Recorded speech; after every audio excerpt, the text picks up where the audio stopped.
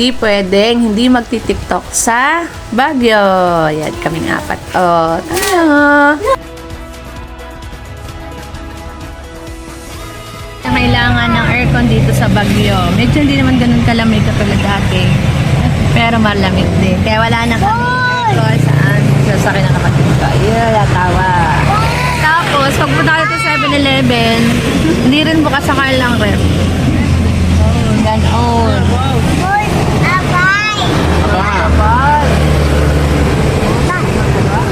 At kahapon ay kami nahuli at kami COVID ng Baguio City.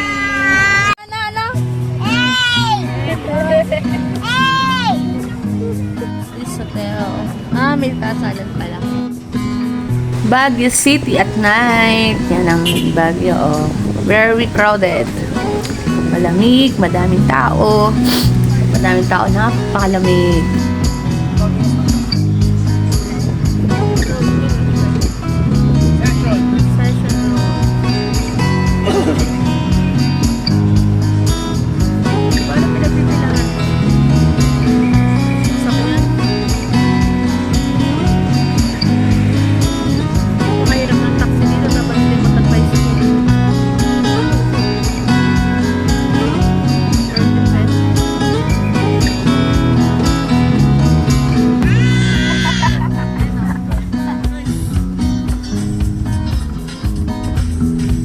Higa muna kami kasi nag-CR yung aming baby.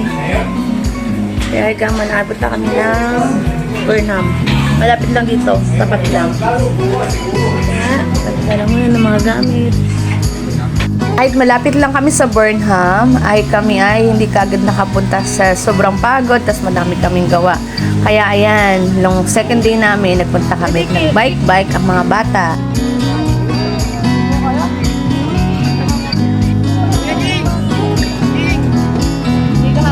Sabi na pagalitan niya na ay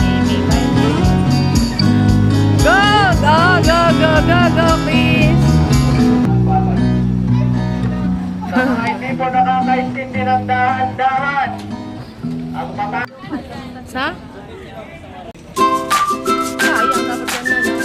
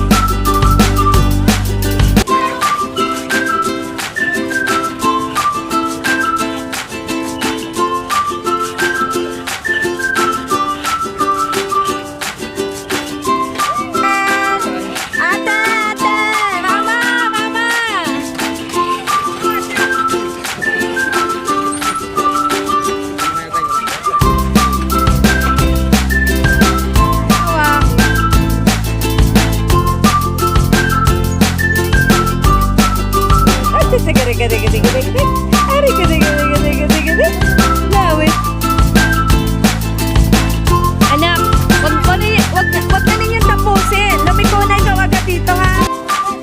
Ay, delikado.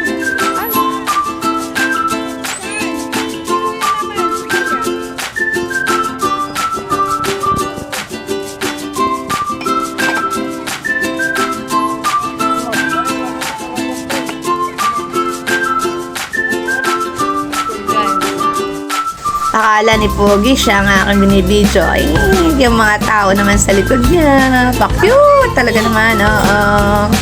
May mga tayo sa mga pakaramdam dyan.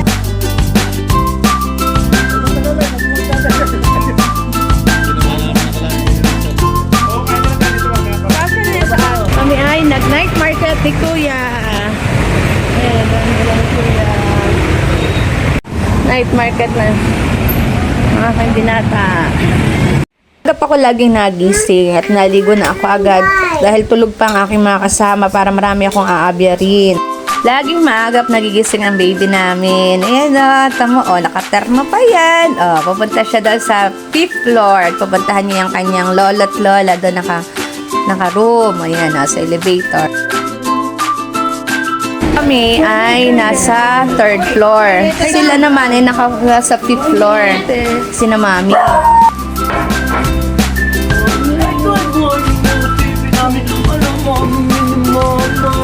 Good morning. Good morning, Mama.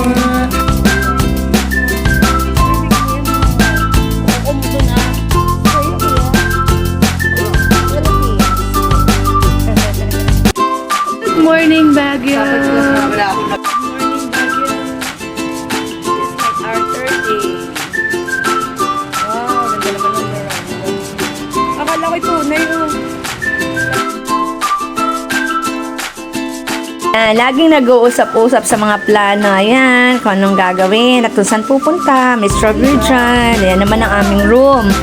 Ayan, nagre-ready na kami. Nintay na lang namin yung lalaki na magpa-final look na mo. Inaayos pa namin. Kaya walang masyado linisin ang mga caretaker dyan kasi nililinis namin bago kami umalis.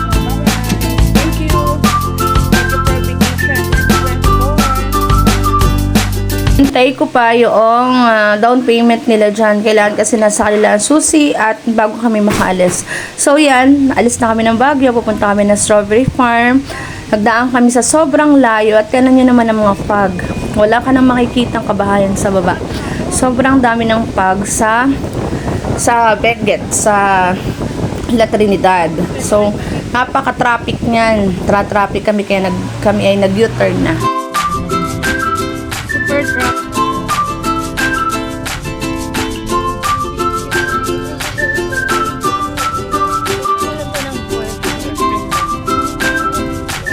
Bakit dito? Kaya kami nakalimutan dito. Kalimutan mo na. Kalimutan mo na.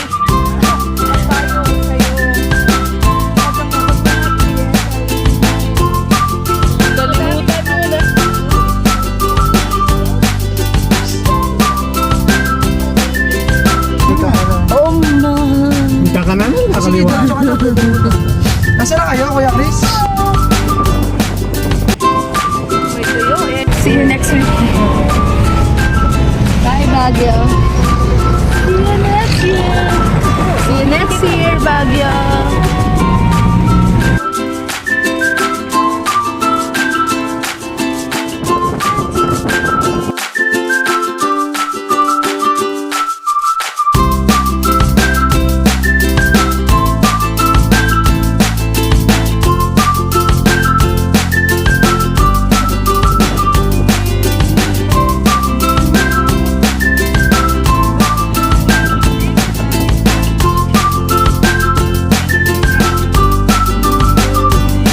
Kami na makakainan yan. So, wala kaming makakainan. So, burger lang naman dyan. Kaya naghahanap kami. Buti na lang may nakita kaming kainan.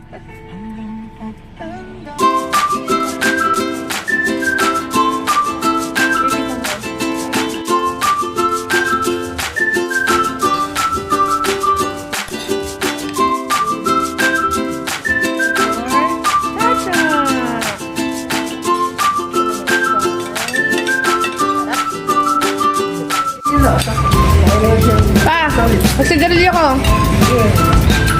Bakit? Manigarilyo ka. Ayun, magsigarilyo.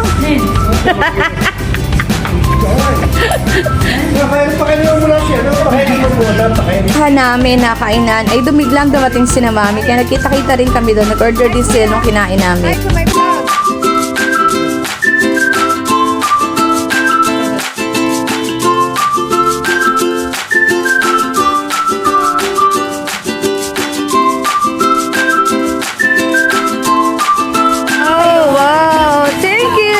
Pa ako binili. Wow, pang Rumi ko. Thank you.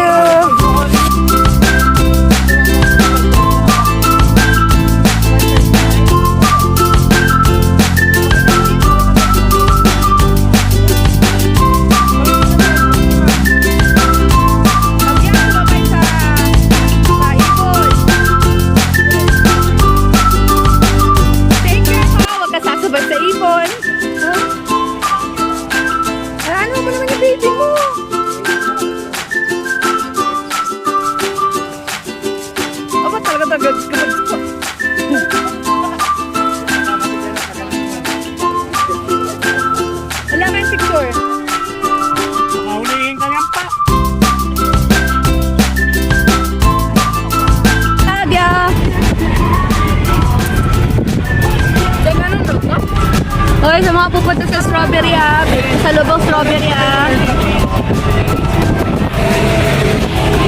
ilang taon kaya ka na dito. Wala kami picture dito, apat.